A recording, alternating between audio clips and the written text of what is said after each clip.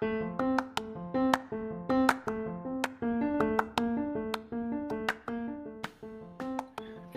Doomer Bloomer podcast is a community for the resurrection of good ideas. We profile the hero's journey in weekly episodes and teach people about the 10 pillars framework for success in life, business, and relationships. Our mission is to find and help all Doomer Bloomers with mental health issues, poverty mindset, lack of resources, and those left behind in this world. Tune in weekly with Will S. and occasionally John Wynn as we have deep conversations with guests about the hero's journey, clown world order, and the resurrection of good ideas. To help support our community, go to www.thedoomerbloomerpodcast.com/support to become a member today. And remember, we are the cure for COVID-19.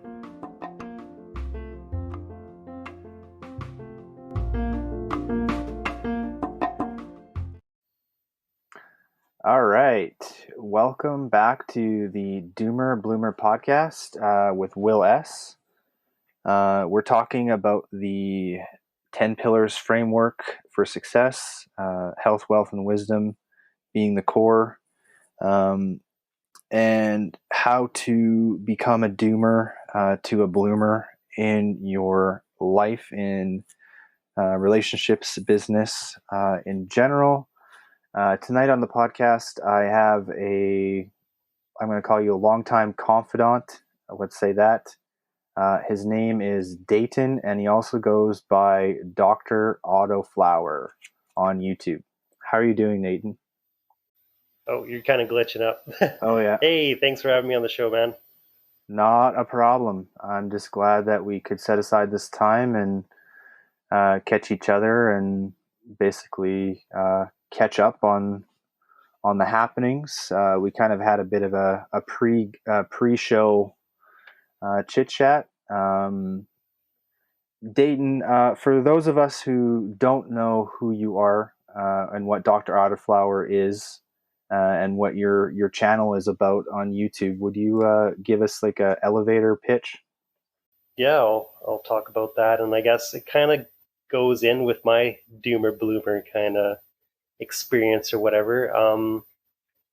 For me, when I was in high school, I kind of had this feeling because I was pretty much obsessed with cannabis and wanted to learn everything about it, and just loved everything about the culture and the medical effects it could bring. And I just saw it as like something I was really, really into. And I wanted to learn so much about that I wanted to start growing. And I got really, really into just researching. And that's kind of something about myself where I just kind of get addicted into researching things that I'm really into. And I researched it so much that I learned how to grow, and I learned how to grow really good cannabis. And lots of people told me like, "Holy crap, this is some of like the best weed I've had in a long time." So I was like, maybe I'm onto something here. And I don't know, something clicked, and I was just like, maybe this would be a good thing to like put back into the universe, like all this knowledge that I've soaked up and learned on forums and stuff, because forums back in the day were the place to go to get knowledge on this kind of stuff. Like you had to go searching through all kinds of stories and forums and just like learn person to person, and then people would give their knowledge on like what that person's growing, and then you just kind of learn as a community. And I kind of just went from there, and I thought to myself, wouldn't it be good if took all this knowledge and then put it into kind of like one form, one YouTube channel or something like that. So yeah, after high school I kind of went into like a doomer phase where I was like sleeping on a couch, had a job I didn't really like and stuff, and just always thinking about, I think I really need to get back in cannabis. I really need to like start doing this, and I want to like spread this information. So I finally got a really good job. I was kind of getting out of the doomer phase or whatever. I was working all the time, and I started growing again, and I started up a YouTube channel and pretty much focused on teaching people about autoflower cannabis, which is the third kind of cannabis. There is, a lot of people know indica, sativa as the main two, but there's also a third kind called ruderalis, which is pretty much a Asian. I guess it was originated in the Asian steppes, kind of. Just It's a hemp plant, pretty much, that flowers, compared to regular cannabis that needs 12 and 12 lighting, like 12 hours on, 12 hours off to start to flower. What was that? Oh, nothing. I was just gonna say, well, I really appreciate you for for the efforts that you've put out there in the universe, right? Because just to be perfectly honest, we've known each other a long time, and coming back to like the doomer days, being right out of high school and stuff. Yeah, like the path that you set yourself upon, was very non-conventional, right? Um, so it's No, definitely by a lot of people's terms, it's definitely not something many people did or like thought would be a good idea. Even I don't know if you ever looked in our yearbook or whatever, the one our graduation yearbook or whatever, the two and that yeah people put like who do yeah they look up to, and I put like one of the biggest cannabis, I guess, smugglers ever for like the USA, and I put that as like who I looked up to. So I was yeah like, even then, I just had a feeling like cannabis was going to be something like was going to be my path, even though it was illegal back then. I just had a feeling like, oh, this is going to be the future. And what is it, 11, 12 years later, like it is now the future and it is a giant new industry. And luckily, I had that hindsight or whatever you call it, that to like start early and be one of the people who had the balls to actually do it on YouTube while I wasn't actually legal. So there was, yeah, we'll get into that later when, because I kind of stopped YouTube because things cracked down and got a little crazy, but we'll talk about that in a little bit. But yeah, like putting stuff out there in the universe is, I think, kind of important. Um, just because like all that information or helpfulness, I believe, will come back to you tenfold later on. And I guess you could say that it definitely has, for me. Uh, though I guess I would say I am always on like the doomer bloomer path. Like it's never over. You're always continuing and growing and learning. So yeah. yeah. I would call it the doomer bloomer spectrum, um, if that makes any sense. When did you Yeah. decide to do YouTube full time? Was that like 20 mid 20 teens?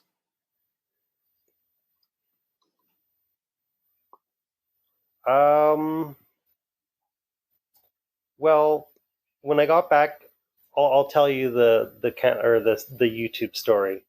Kind of goes back to what I was just talking about. So when I very first started producing cannabis content back in, I believe, either late 2010 or 2011, I believe, uh, there was very few cannabis creators. There was maybe a couple hundred tops, and there was a lot more like UK people. There's a lot more Australian people, and I just wanted to produce a bunch of content and just put it out there. And then I think it was like a year after I produced like 40 really helpful, uh, like how-to videos that tons of people learned on. They got like, I think think 10 million views tops or something like that altogether.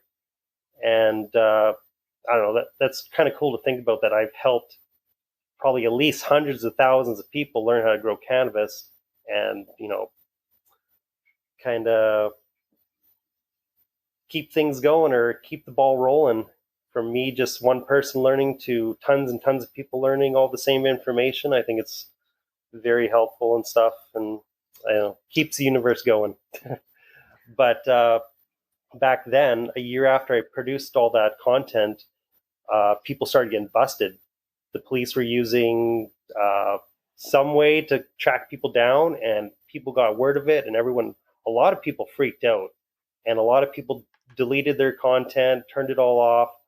I kind of freaked out too and deleted a bunch of stuff, but then I thought to myself, I better just leave these 10 really, really helpful videos and just let them just stay and do the thing, and just they can give back to the universe. And I'm not growing anymore, so I'm not worried about getting busted. So I kind of just left them. And then 2013, 2014, I kind of just lost track of it all. And then I started checking them out again. I'm like, wow, this is really gaining a lot of traction. This is kind of crazy. And I'm kind of crazy if I don't kind of do something about it and um, kind of grow on that. And that's when I started to just produce weekly content. I was still working in the oil field, so it wasn't something I could really do full time then. But I kind of just saw like it as a hobby that is most likely going to turn into like a business in the future. So I was like, I better keep on this. And it wasn't until 2016, I believe, or maybe 2015, that I found out there was a thing called affiliate marketing. And no one was doing this. No one in my niche at all was doing this with Amazon. And I really had no clue how to do this. And I talked to another YouTuber from another niche, and he said, "Oh yeah, you just like put in your YouTube channel, and then boom, you get an affiliate code." And I was like, "What?" So this guy was trying to sell flashlights and stuff like that, and he's like, "Yeah, you don't make much money with it. It's probably not the greatest business idea, but it'll help." So I'm like, and I thought to myself, and I was like, what if I just put links to all the gear I'm using? So I did that, and freaking overnight, I had probably I couldn't say how much I made Amazon sales, but I got back then you got 8%, and I was making $600 the first month, and then second month over $1,000. So I was like, wow, I'm kind of kicking myself in the butt for not thinking of this earlier.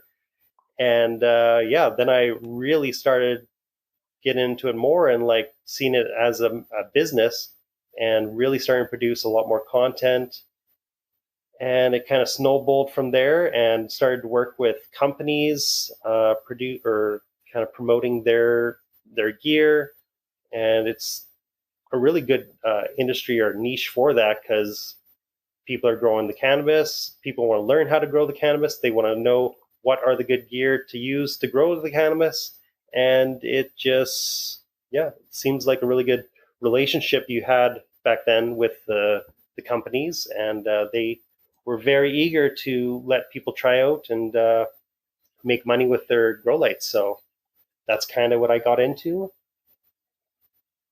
And kind of blossomed into, well, I also got into traveling back in 2014. And then I thought to myself, hey, if I could do this with cannabis, with something I really love, what about another thing I really love, which is travel? What if I don't know, tried to make travel videos, inspire people to do the same, get out there, explore the world and whatnot, see different cultures, and not just live inside your little bubble and whatnot? Like, I thought that was a good idea. So I kind of changed or started a new channel, and I kind of did the same thing that I was doing with cannabis companies, but now for traveling companies like resorts and tour guides or tour companies and stuff like that. So yeah, it kind of morphed into that. And I think 2016 or 2017, I pretty much said to myself, um, this was after I Oh, started a film company too, because I got into filming and learn because it's all things. It's all, how do I explain it? YouTube and all this social media stuff. You're learning so many different, um, there's very synergistic. very needed business techniques or Yeah. services. Yeah, yeah, like services that you can provide for other companies later on, like learning how to create videos, learning how to edit, learning how to run social media stuff. These are all things that I learned that companies need or people need, and it all kind of like revolves together, and you learn everything all together. And yeah, that's how I learned filming, learned how to start my own film business, got into weddings and stuff like that, working with companies here, and yeah, that kind of turned into me saying, "Hey, I think I want to just only do full time YouTube," and that's what kind of when I stopped working with companies locally and just said, "Hey, I'm going to go full time on YouTube, and I'm going to make it. I'm either going to make it or I'm going to be broke or whatever." And like I had this mindset where I am not going to fail. I'm going to do this. I'm going to make it happen, and pretty much I made it happen. And I was able to make consistent money consistently while I was living in Asia there in Philippines, and life was pretty good. And now back here in Canada during the whole Corona thing, and I've been working full time. At least, like I haven't worked for another company for the last 3 years or so. So yeah, it has been a fun ride. Well, of course, has its ups and downs, but yeah, Hmm. definitely have learned a lot over the last few years. I call that burning the boats. Have you heard of the term burn the boats before? Burn the boats, yeah. I think I looked that up when I saw a message from you on that, where they go in to fight the enemy, so they burn the boats. So like, yeah, there's no retreat, so there's only forward.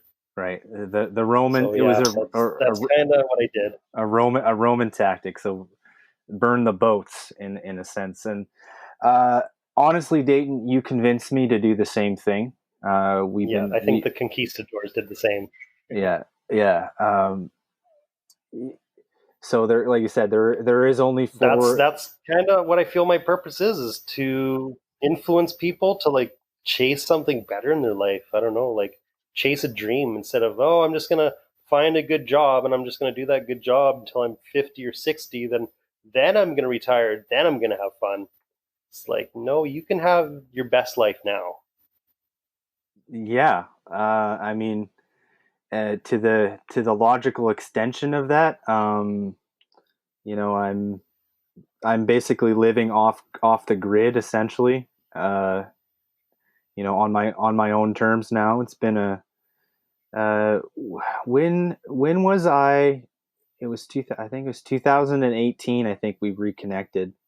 Um, and I was again going through my own my own doomer period at that time around then, trying to finish my trades certificate in electrical. Um, but Yeah, your I electrician trade course. yeah, and we had met in a place called Rolla Pub in Dawson Creek, and you were telling me what you and your wife were doing, and I Yeah, yeah, I I had remember the day. That was a fun night. yeah, that was like when you could actually go out to a bar and be more than 6 feet apart from somebody, and and A very, very close quarters bar too. oh yeah, Probably uh, the most close quarters bar I've been into a long time. you know, and I had read the 4 Hour Work Week by Tim Ferriss in 2011, 2012. And I had tried to embody some of the principles, but I'd never seen anyone like actually living it, or you know what I mean, like, um, because what you just mentioned, right? Like, basically living the life on your own terms, uh, not deferring your retirement to, like you said, 55 years, Yeah. 55 Yeah, and not up. many people do that. And I kind Yeah, of, yeah, I kind of saw the track that I was going on, and I didn't see a, I didn't, I've always, I guess something, between talking to you and some other of our mutual colleagues, like there was, I think something kind of ignited in me that night, to be honest, like, subconsciously.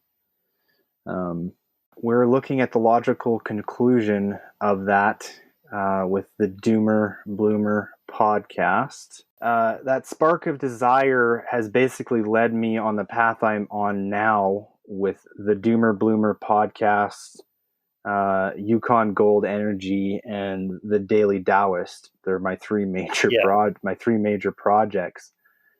Um, but at that time I was always just thinking of myself as, oh, I'll be an electrician forever, and and I might maybe raise to the level of becoming a subcontractor or yeah. something. I don't think I've ever really conformed to the social norms. Well, Yeah, yeah, I'm really glad that we've reconnected over a lot of these things, right? Because you find that sometimes you're living in a bit of a vacuum chamber, right? Like, you talk about, yeah, true. the traveling, making the money on the internet, living life on your own terms. Like, I'm part of, like, they call it like financial independence, retire early, or the FIRE community. Um, you know, and Yeah, there is there's an entirely different way of living your life. I mean, it's not always easy, as you can probably attest. Um, but at the very least, you're living on your own terms, and every effort that you put out, oh uh, yeah. It's definitely not easy. should, And it's not as easy as just going out and filming and making awesome content either. You kind of mentally have to be ready for that shit. And that's kind of what happened to me. I wasn't technically mentally ready to be a travel vlogger or something. Um, yeah. like that, I kind of got into like just watching travel vlogs from my love of travel, growing up and watching Anthony Bourdain or the Canadian guys. No, what are they called? Oh, it's Departures. Departures is a really big one. It's on Yeah, Netflix now. I used to love departures. watching those guys Yeah. growing up, and I Well, just thought, man, wouldn't that be awesome to do that? Be able to do that, and then 2014 or so. Or well, a little bit before that. That's when the rise of travel vloggers started happening, mm, and I guess a couple years before that, the rise of vlogging. So people thought, hey, what if I just did vlogging while traveling, and then boom, you're doing that for a living? And to me, that was such an amazing thing. Like, holy, could you imagine being able to do that and just travel around the world, the spots you really want to go to, and just do it for, you're getting paid sometimes. You're not really spending money because you're working with hotels and stuff. I'm like, oh man, wouldn't that be amazing? And then I thought, well, technically, anyone with the balls can do it. If you got if you got the balls and you're crazy enough, you kind of got to be a little crazy. You got to be like, yeah, I'm going to make this happen. I'm going to be one yeah. of the few couple hundred people in the world to do this, and just kind of just make it out of thin air, kind of thing. And if you don't have that drive, then it's probably not going to happen.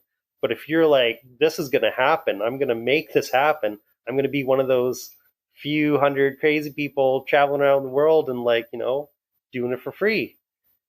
If you have that mindset and drive, you can make things happen. And I'm happy to hear that I could influence you to kind of chase your own dream. And you're also doing the same to me because now you got a travel trailer.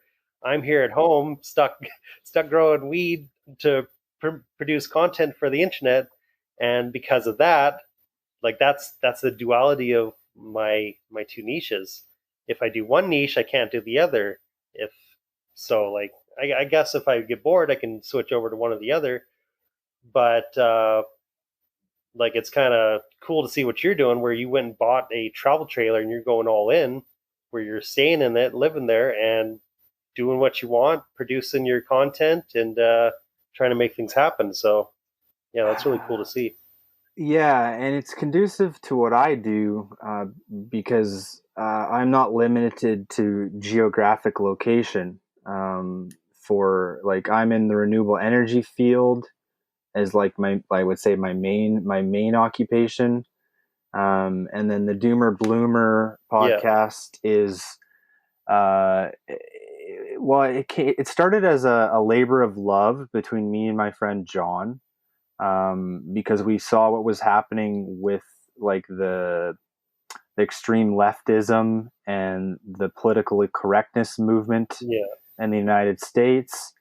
And it was kind of our protest at, or our attempt at getting a voice out there, to talk. We call ourselves the rational monsters sometimes, where we try to bring yeah. the voice of reason and logical thinking to illogical ideological arguments. Um, and then from there, this past year, Yeah, I've kind of opened up the floor. It's more just me. John occasionally comes on, but I've opened up the floor to more of a guest platform. Trying to the official mission is to find all of the doomer bloomers in the world with poverty mindset, lack of resources, scarcity, and mental health issues. Um, because those are all things that I have yeah. struggled with. And I'm kind of like you, Dayton, except my breadth of knowledge uh, is in more in renewable energy, but more specifically human development and self development. Um, and I'm at the point, Philosophy and that kind of stuff. yeah, philosophy. Like I read the Tao Te Ching pretty much every day. I've read pretty much every major Stoic out there, from Marcus Aurelius to Epictetus to you know, Zeno, the original Stoic. Um, I've gotten a little bit Hmm. late. I've gotten a little bit lately more into just reading the New Testament, the Beatitudes specifically with Jesus. But I talk about that more on the Daily Taoist podcast. This guy like has kind of morphed into well, I call it the community for the resurrection of good ideas, right? That's basically the tagline. um, I'm trying to I'm trying to spark Yeah, like it's also yeah, something. go ahead. It's something that not many people are. Well, so many people probably go through it, but they don't really think about it or like put it into actual like context or whatever. Like I haven't really ever heard people talk about this, but I know so many people have gone through this. I've seen it myself. How many friends have gone through a doomer bloomer kind of phase where they're just like down for years and years or whatever, or months or whatever, and then they just get a better mindset, and they're just like they're driven and like, no, I'm going to make something happen in my life. And some of them become awesome business people. Some of them, they get by, but at least they try is the thing. Like if you just stay in that doomer kind of mindset, it's not really Well, good for one's well, well-being. well, we call it the hero's journey. Like we call it we on the hero's journey, right? We start out from our safe, comfortable hobbit hole wherever you are, and then feel that call to adventure, but you still have to you have to traverse through Yeah, the trials right? Go through the cave, only bring what you brought with you, go out the other side. And the doomer Yeah. bloomer cycle, or the hero's journey, whatever you want to call it, we cycle through that throughout our life. It's not just a one time, a one time thing, right? You were mentioning it could be a week thing, or a couple week thing, or a month or a year. You know, the Months or whatever. the the thing Yeah. the thing that I like Yeah. try to go ahead. I actually probably first saw that. Like I heard of this from back in the day when I started watching Joe Rogan podcast Yeah. back in like I like to say I'm really good at like finding diamonds in the rough on YouTube, or like content for social media. When I find them, they're really small. Like Joe Rogan, I found him when he was probably like 20,000 subscribers or something like that. So right when he very first started, probably episode 98 or 97 or something like that. And yeah, that's when I first started hearing about this like hero's journey, or the way he described it was like you want to be the hero of your own movie. Like your life Yeah. is your movie. Like, do you want to Mhm. just be like your movie is you working at this job until you're 60 years old and then you go enjoy life, or do you want to make something happen and like do something that's not normal? And I probably first saw that like from my grandpa, because a lot of, or like the story of my grandpa was he was like a rodeo champion, Okay. but a person who like also never liked to like actually work under someone. He liked to have his own thing where he ran his own ranch, or you know, while he was rodeoing, he was the hero of his story, right? He was making money just rodeoing, going all around the country, winning buckles and tons of money, and he was a happy guy and stuff. And then once all that ended, he didn't go get a normal 9 to 5 job. He went and did an adventure with my dad in Africa, and they ran one of Africa's biggest cattle ranches for Nigeria. And yeah, they had crazy stories about living there and stuff. And then when he got back, they got ranches in America, sold that, got ranches in Canada, sold that, and just kind of did his own thing and stuff. So it's kind of something that I grew up with, kind of in the back of my mind. Like you don't have to like be be under someone, work for someone else's dream. You can like do your own dream, and you can uh, you can make your own movie that much better. Well, I would say it's even more important now than it was even a couple years ago, arguably. What was that?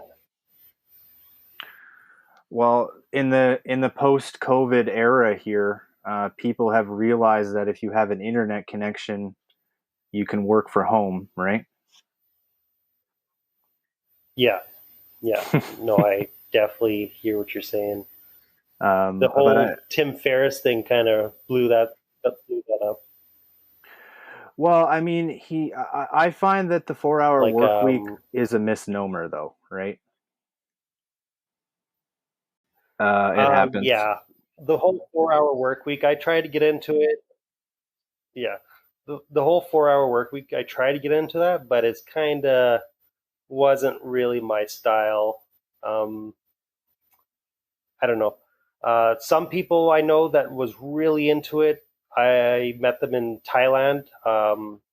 Riley is his name. He got really into that, and that's what he did. He took off to Thailand, went to like a digital nomad convention, and learned how to do like a drop shipping on Amazon. And he created some really good drop shipping stuff or products or whatever. And now he's living his dream in Thailand or all over the world, and he just does that. And like it can be done if you have the drive, and you have the motivation and the know-how. You can make it happen where you can work from your computer. You don't have to work for anyone. You do your own thing, and you're living an awesome life. And it also helps with where you're living too. Like it kind of like here in Canada, you have to make some decent money to get by. If you're in, let's say, Southeast Asia, South America, Eastern Europe, and stuff, these places you can live for half what you live in Canada for. So it's so much easier to do it in those places, and that's why a lot of digital nomads take off to take off those countries. Their dollar goes way further. Currency arbitrage, that's called. Yeah, Um, yeah, I think indeed. the 4 hour work week has some good principles. However, the way that you execute your life or like fulfill your your lifestyle design doesn't necessarily have to come out of that book, right? It's more like a guide. I would consider it Yeah, more like a guideline for lifestyle redesign, right? Um, there's some good principles in there, but yeah, it's I could just see like that. any book. You take the best of it, and then you set aside the rest. All right. At least you know it, I don't look at it as like being the gospel or the Bible truth or this is the best way to live your life. Um, I I mean No, you're I thought as like a one of the steps. you're an example of that. Like you're Kind of more some of it's information, some of it's yeah. You're more of the YouTube sorry. Go ahead. style. You're more of the YouTube style. I personally have gone the podcasting route. It's just a medium that I'm more comfortable and familiar with. Um, Yeah, exactly. uh, on that note, is Doctor Autoflower? Are you going to be starting your own Autoflower cannabis podcast, or is that something you've considered? I have thought about it. I'm gonna do a different cannabis podcast here. I think it's scheduled for tomorrow. Okay. But yeah, I'm trying to get into it more, and yeah, just trying to find different ways to spread that information, grow as a channel, as a person, because like this is a good way to like just shoot the shit with someone and just learn, learn from other people, learn from a community, help other people out, inspire others and whatnot. So yeah, I see it as a good way to do it. Another Yeah. another I form of media that you can use to your advantage. And yeah, well, I say if it's useful, use it. I agree. It's one of the reasons why I have my Discord group. I'm not sure if I've talked about this before, but on my Discord group, I help people who want to start and get into podcasting specifically. Like, there's a lot of resources that I don't necessarily share with the public at large. Like, there are some links that I put out there that could be helpful. Yeah, But for me, like we talked about this before, is I'm trying to build that community, those communities of doomer bloomers, and I'm trying to empower people to build their own groups of doomer bloomers within their own niches, right? Um, because I don't necessarily have the in-depth knowledge about cannabis, right? Um, but I can talk to somebody like you, Dayton. yeah, We do a collaboration, and then you start your own podcast just around. Well, you already have the community for the YouTube channel. I'm sure lots of people would follow you over to a podcast. Um, more my niche is a little more, I would say, more broad. It's more in the self-development vein, and if I was to categorize it, I would be um, again helping people with that poverty or that darker, that darker mindset get to a better place in their lives, right? Or the doomer Yeah, bloomer, I hear you. the doomer bloomer mindset is just that. It's Well, a I guess you could say that's like, yeah, I would say that's kind of something like you hope for in this kind of, I guess, work or whatever you call whatever we do. I don't even know what to tell people sometimes when they ask what do I do, because I'm like, yeah. I do a lot of things, and it's kind of two things combined.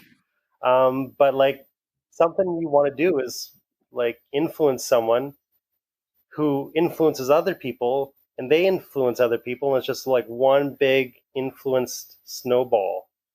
And like to know that like you have a part in that, that's a really good way to live your life, I think. Share So share that's share awesome.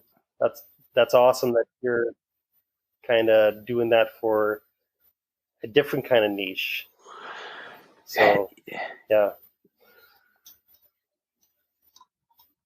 Well, I'm collectively trying, like my goal, like my collective life goal is I'm trying to get everyone above that, like food, shelter, security on the Maslow's hierarchy of needs. Uh, if we start moving into yeah, higher levels of self actualization and move into creativity and spirit, uh, I think we could collectively raise the vibrational frequency of the entire planet. Um, you know, there, there's a lot of discordance out there right now, and I think being a force for positive change in the world is something that is sorely needed, in my opinion. Um, yeah, I agree. There, we there seems to be, unfortunately, a constant bombardment of negativity or negative media, uh, and I Yeah, I could be considered counter culture or counter radical culture to that, in a sense. Um, but I view myself yeah, I view myself as a change agent, and I guess I wouldn't have even said that even 2 years ago. yeah. 20, right? Yeah, you. I don't think I would have considered you as someone as counterculture or someone against going against the grind. I don't know. So like that kind of always felt like because I was in cannabis from years back, I felt like that's always been my thing. I've always been a part of the counterculture. That's why I spread all my information to overgrow the big brothers, the ones who are trying to control the population. We all kind of have to do our thing to, overgrow the government, grow so much. Like that's forget who said it, but like that was a thing back in the day. People were like, we have to spread all this information and have people grow so much cannabis that the authorities have no idea what to do with, and it becomes an impossible task. And that's kind of what we did. We just spread so much information that the whole population was just like, no, we're not buying this shit anymore. All this fake lies about cannabis and all that. We're gonna legalize. So I guess it worked. At least in Canada. I think I don't know how many countries worldwide have legalized. Do you know that? uh, we got Chile and Canada are the actual only ones that I believe are actually legal, fully legal for adults. And then we have Mexico that should be legalizing here very soon. Uh, it's kind of complicated right now. Like Thailand was the very first Asian company or country to legalize medically, which Mm. happened 2019, I believe. And Okay. now you can buy medicinal cannabis there and use it if you have issues, but it's kind of under wraps. There's of course lots of the European countries have medical, but yeah, it seems like Canada and Chile are the very first one. Or I think it's Chile. Is it Chile or Uruguay? I forget. But Canada is pretty much I call it as like cannabis legalization was not useful for actual cannabis users. It was not helpful. It was just like now you can just buy it at a store. Yeah, that's nice, but it's super expensive and the quality's not that great. There's stricter laws now, so I don't really see it as a positive for the actual local cannabis user here in Canada, but I see it as like a very much needed first step for the entire world where they Mm. can say like, okay, we see this country here, it's a developed country. The sky didn't fall when they legalized. It's, there isn't more car crashes or whatever. There's not deaths from it. Nothing really changed. Now there's just an industry where they're paying taxes on the billions of dollars they make. So now countries are finally starting to say, like, oh, we better get on this before all these other countries legalize too, and then they get all the tax benefits and then we don't. So now you kind of see a rush of people all wanting to get, or countries all wanting to get into medical, and there's some out there who are trying to go like full legalization. And I think like that's where we're headed in the next 20 years. We're going to see a lot of countries falling because so many medical states are in America now, people don't take them seriously on their cannabis laws and their world cannabis laws, because they were the ones who went out and said, "Hey, we want everyone to make cannabis super legal and be very strict on it." And the whole world got payments from them, and they're like, "Okay, sure." And now since they're just legalizing left or right, I think the world sees it as like, oh, like they don't really have any say. Look what's happening in their country. They're legalizing it from the ground up. So yeah, I think a lot of countries are just going to be doing their own thing, going outside the treaties, because they all signed treaties and stuff. Technically, Canada was on a treaty where we weren't technically allowed to have cannabis legal and blah blah blah. Yeah, see, everyone like brought that up, but I was like, no, they're just not going to follow it because who's going to enforce it? And that's exactly what happened. So other countries are going to do that now, and I think it'll be a domino effect, and it's going to start happening because I think Mexico's could be the next one. They could be this year. It could go legalize this year or possibly next year. I think also a couple in South America are going to do the same thing. So yeah, it's going to happen in our lifetime. Well, I'm Mexico is on my bucket list. So um, once the borders open up, Yeah. I think Are you I going to think. be Go ahead. you going to take your trailer down? I am already making preliminary plans with my aunt and uncle. Right now, they have a rancho. They have a ranch down there. And yeah, Oh, really cool. as long as I have yeah, and you're welcome to come down there too. as long That's as awesome. as You're long going to as I drive all the way down? well, I don't see any other choice. um, but Yeah. I don't think I want to see another Canadian winter. To be honest, um, has not been for my No, it's doom. kind of depressing. Yeah, for my doomerism, the only cure really is fresh sunshine and exercise.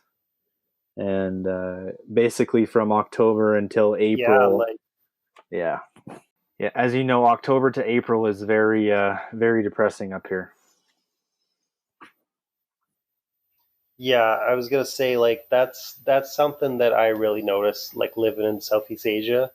Um, I was it was really easy to quit cannabis because of course it's super illegal there. So I was just like, no, I'm good, I'm done. Take a break while I'm over here. And I really had no issue at all. I didn't really have much issue with depression and stuff because like you have stuff to do, you have beautiful weather, and like you're exploring amazing places that you never thought you'd go to before. Like especially when you're a kid, you're like, oh, wouldn't it be cool to go to the jungle or go here, go there? And then when you're older and you're actually doing it, it's kind of mind blowing, and I think it really helps. And I think that's kind of why I tell a lot of people like you should get out and travel. You should see the world while you can and while you're young, and not wait till you're 60 years old and you're kind of decrepit and you don't really want to go hiking, or your body's falling apart at that age when you're normally retiring. Might as well do it while you're young and see the world while you're young. And there's ways to make it happen. Mini retirements or lifestyle design is the key, I think, to that one. Something that Yeah, mini retirements. yeah, That's kind of what I do. yeah.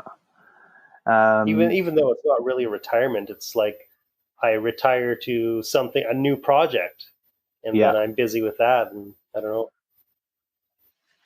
project-based work. Yeah, I hear you. On that note, what do you think that your next project is going to be? Um, well, I pretty much want to get back into like before the last couple of years. I've been just kind of more documenting what I'm doing in my growing and like the products I use and all that kind of stuff. Now I kind of want to go back into make content more for helpful information based, like more centralized around that, and not just more like vlogs like I was doing before. Because I want to get back into like spreading that information out to the world, helping as many people as I can grow and be inspired by what I'm doing, and hopefully get more people out and learn how to grow their own medicine. And then they go out and teach people how to do the same thing, and it all snowballs from there. So I think that's kind of like I was gonna say, like listening to your podcast. I have noticed, and I've noticed this in the past. I think a lot of doomers, they don't really have a they're like they don't really realize what their purpose is in life, and it takes a long time for people to understand what their purpose is in life. I think I got really lucky and kind of stumbled upon it, or just kind of like had a inkling or whatever back when I was in high school that I wanted to like just teach people how to grow cannabis and like spread that information as much as possible. And I had no idea how that was going to turn into a business later on, but I kind of just managed and did my own thing. No one had a a map on how to do that, but I just kind of learned from my mistakes and learned from what I was doing and kind of just made my way. And I think a lot of people can do that with things they love, and that's why I tell a lot of people, hey, start a YouTube channel. If you got something you love, start a YouTube channel and do it on the thing you love, and do it just because you want to like put something out in the world or in the universe, and it'll come back. And like maybe you have a lot of information on like skidoos or something, and you just want to talk about skidoos and show skidoo this and that, and then later on maybe your channel grows into something huge, and then companies are like, hey, we want you to showcase this, we want you to showcase that, and then you realize, oh my god, i'm going to I'm going to produce content that's going to like help people, and I'm going to help a business, and the business is going to help me. So I don't know, it's like it's kind of mind blowing if you think about it, and like think about like people back 20, 30 years ago, if you told them that that's what you did, they would be like, "What? Like you Yeah. did this on your own? Like it doesn't make sense." Like I have to I have to explain myself to like a lot of people because they ask like, what do I do?" And I explain it to them. They're like, "What? You make money by just like producing content and like that's it?" It's like, yeah, that's I just do what I love and spread that out in the universe, and it comes back and it works somehow. They're like, "Holy shit!" So yeah, it can be done. There, if there's a will, there's a way. And yeah, I think I want to focus more on back to where I started, and that was just helping people and spreading out useful information to the universe and see what happens when it comes back. All right. Yeah, I mean, do good things happen, and uh, like I mean, that's the reason why I do the podcast. I'm gonna kind of do a bit of a sign off here, if that's Nope. okay, Dayton. Um, unless you have anything else that you want to add. If you're in a doomer headspace, or need help with well, or if any niche, if you're in Dayton's neck of the woods, obviously you can reach out to Dayton directly. What's the best place to reach you at on your social medias, Dayton? Um, I would say if you want to message me, probably the best way to do it would be through Instagram on Dr. Autoflower, Okay. or I'm on YouTube, Dr. Autoflower, all one word, easy to find. Do you have a Twitter, Dr. Autoflower? I do, but I really don't use it anymore. I've kind of stopped. No, Twitter's that's a little toxic for my taste now. agreed. And of course, if you want to reach out to the Yeah, Doomer, yeah. the Doomer Bloomer I go pod, on there to wake myself up sometimes in the morning, just like, yeah. I try to avoid it except through my Hootsuite account. Uh, if you're out there in the Twitter sphere, Facebook sphere, YouTube sphere, podcast sphere, you're struggling with poverty mindset, lack of resources, mental health issues, feel free to reach out here at the Doomer Bloomer podcast on Facebook, Instagram, and Twitter, obviously.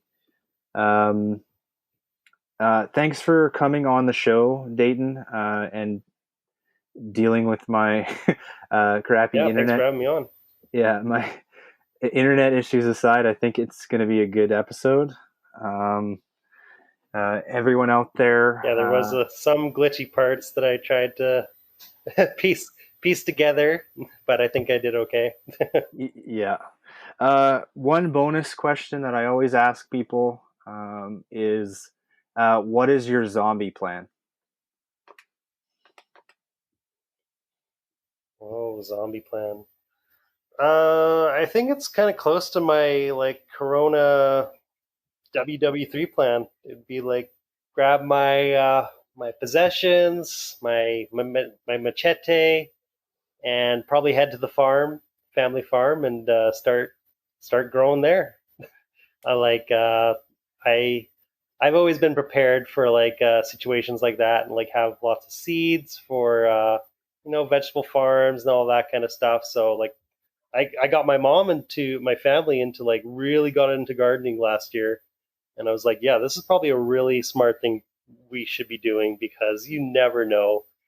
And yeah, I would be gardening. I would be fending off the zombies with my machete, putting up defenses on the perimeter, and living life.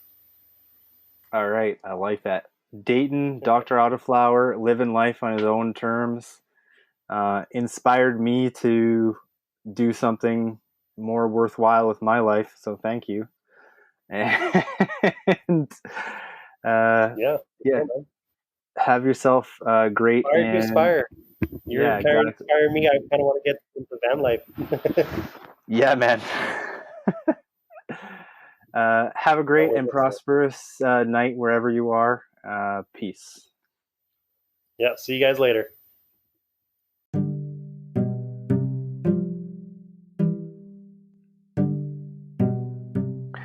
If you enjoyed this content with Dayton, aka Dr. Autoflower, and you would like to follow him, please check out his YouTube channel of the same name, Instagram and Twitter at Dr. Autoflower. Here at the Doomer Bloomer podcast, we're always hoping to expand our membership and grow a community for the resurrection of good ideas. If you would like to do so, please go to www.thedoomerbloomerpodcast.com/support and become a member today. There you can go to our Patreon page, our GoFundMe, and at our level 1 subscriber, you can become a member of our Discord group, have access to exclusive content. If you're feeling a little more ambitious and would like some direct coaching from me, become Alexa level subscriber. Alexa Smart Speaker will be shipped to your home. You'll have some additional contact with myself. Beyond that, if you're looking to get your YouTube channel, podcast, or social media following going, become a level 3 subscriber, and I'll be able to coach you directly. If you enjoyed the episode, please retweet, share, like on your social medias. The hashtag this week is hashtag 4-hour work week. Have yourself a great and prosperous day.